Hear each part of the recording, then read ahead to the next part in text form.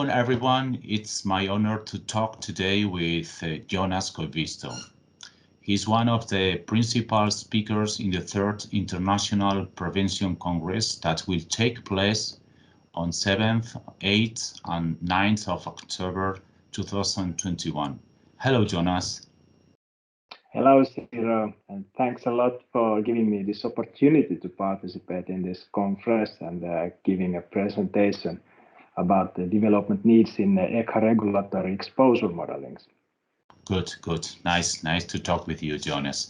Can you tell us about your affiliations and professional background, please? Yes, I'm currently working as a consultant. So my background comes from 2007 when I started my PhD studies at the University of Helsinki, and I worked in Finnish Institute of Occupational Health. Then after graduation, I continued my career in the National Research Center for the Working Environment as a postdoc. And this started during 2014. And during those times, I was mainly working with aerosol measurements, instrumentation, and also modelings and different kind of health outcomes, and especially with emission sources. And then 2019, I made my company called Air Pollution Management, and I also started working in ARC Consulting as a senior scientist researcher. And then I also have a visiting researcher position in the University of Helsinki.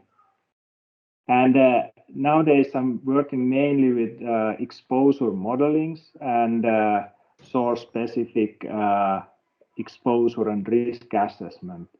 So I consider that source is like the point of departure for exposure and health outcomes. So that is the key element in like a targeted and efficient risk assessment and management.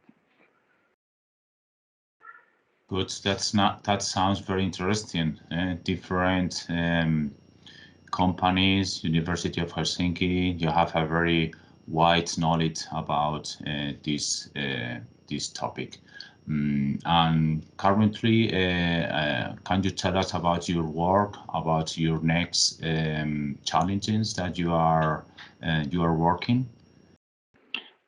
Well, as my presentation title says, there are some development needs in the ECHA regulatory exposure models.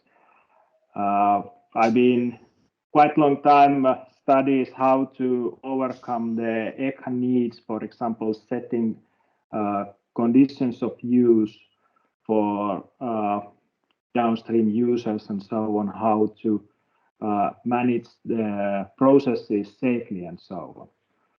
So for this, we have recently actually published a study which shows the methodology. So it is based on a probabilistic exposure assessment, and that is like that in that example it's like a two-compartment model, and we go through all the different exposure determinants and the ranges and quantify how they impact on the exposure level itself.